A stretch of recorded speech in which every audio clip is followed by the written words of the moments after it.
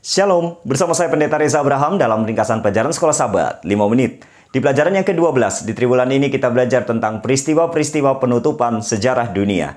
Apa yang akan terjadi di akhir zaman dan bagaimana persiapan kita? Mari kita lihat pelajaran di belakang ini. Yang pertama, Yohanes 17 ayat 17, salah satu ayat di dalam Alkitab yang menyatakan bahwa firman Tuhan adalah kebenaran.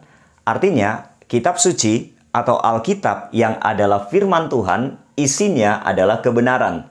Ketika Alkitab mengatakan bahwa Yesus adalah juru selamat dunia, itu adalah kebenaran. Dan ketika Alkitab menyatakan tentang nubuatan-nubuatan yang akan terjadi di akhir zaman, menjelang Yesus datang untuk yang kedua kali, itu juga adalah kebenaran. Artinya, karena Alkitab adalah kebenaran, maka Alkitab harus menjadi pondasi dalam kehidupan kita. Saya mengambil kutipan dalam buku Kemenangan Akhir. Hanya mereka yang telah membentengi pikirannya dengan kebenaran-kebenaran kitab suci yang akan bertahan melawan pertentangan besar terakhir. Artinya, bahwa Alkitab sebagai firman Tuhan yang adalah kebenaran, itu menjadi perlindungan bagi kita ketika kita menghadapi konflik akhir atau krisis akhir yang kita sudah pelajari Sabat yang lalu. Bahwa kita akan mengalami krisis akhir ketika kebebasan beragama kita terancam. Tetapi bagi kita umat-umat Tuhan yang memiliki Alkitab di dalam hidup, di dalam pemikiran kita, itu akan membuat kita bertahan melawan konflik akhir. Bagaimana caranya? Caranya adalah setiap hari kita harus berhubungan dengan Alkitab, membaca, merenungkan, percaya, dan menghidupkannya. Itu yang pertama. Kemudian yang kedua, dalam Wahyu 14 ayat 1.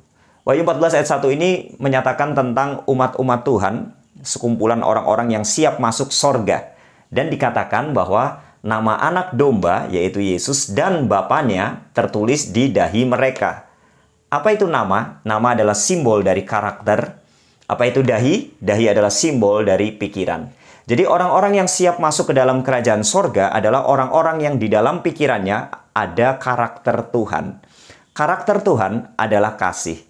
Jadi ada karakter kasih di dalam kehidupannya. Bagaimana caranya supaya karakter itu ada di dalam pikiran? Karena pikiran mempengaruhi seluruh aspek kehidupan. Caranya adalah kembali ke nomor 1. Menjadikan Alkitab sebagai firman Tuhan yang adalah kebenaran menjadi pondasi kehidupan. Kemudian yang ketiga, Wahyu 14 ayat 6 dan 7. Ini adalah pekabaran zaman akhir menjelang Yesus datang untuk yang kedua kali. Namanya pekabaran 3 malaikat. Isinya adalah mengajak setiap orang untuk kembali kepada Tuhan, menyembah Tuhan sebagai Sang Pencipta. Nah, konflik akhir nanti berhubungan dengan penyembahan, ya, masalah penyembahan. Dan itu berhubungan dengan Sabat asli dan Sabat palsu. Bagi umat-umat Tuhan yang berpegang pada Sabat asli, konsekuensinya adalah mereka akan dihukum, dianiaya, bahkan sampai harus mengalami kematian. Tapi bagi mereka yang memegang Sabat palsu, yaitu tanda binatang, maka mereka akan aman-aman saja. Bagaimana caranya kita kuat menghadapi konflik akhir ini? Kembali ke nomor 1, firman Tuhan, Alkitab harus menjadi pondasi kehidupan kita.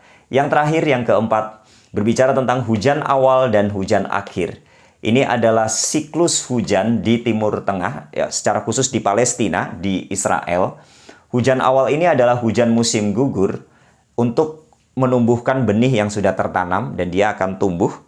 Dan kemudian panen dari benih ini, tanaman ini, ditentukan oleh hujan akhir yaitu hujan musim semi. Sehingga banyaknya panen, hasil yang baik dalam panen itu dipengaruhi oleh hujan akhir.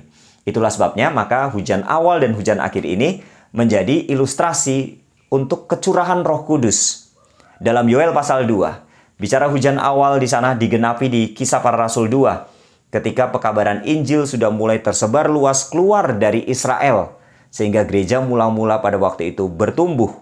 Ada banyak orang yang percaya kepada Yesus. Nah, hujan akhir ini akan terjadi nanti menjelang Yesus datang kedua kali. Sehingga kecurahan Roh Kudus juga akan terjadi. Bagaimana caranya hujan awal bisa terjadi pada waktu itu dalam Kisah pasal 2? Adanya sehati sepikir murid-murid Yesus saat itu berkumpul saling mendoakan. Dalam arti ada pertobatan. Itulah yang membawa kepada hujan awal untuk menyebarluaskan pekabaran Injil. Sama juga dengan hujan akhir.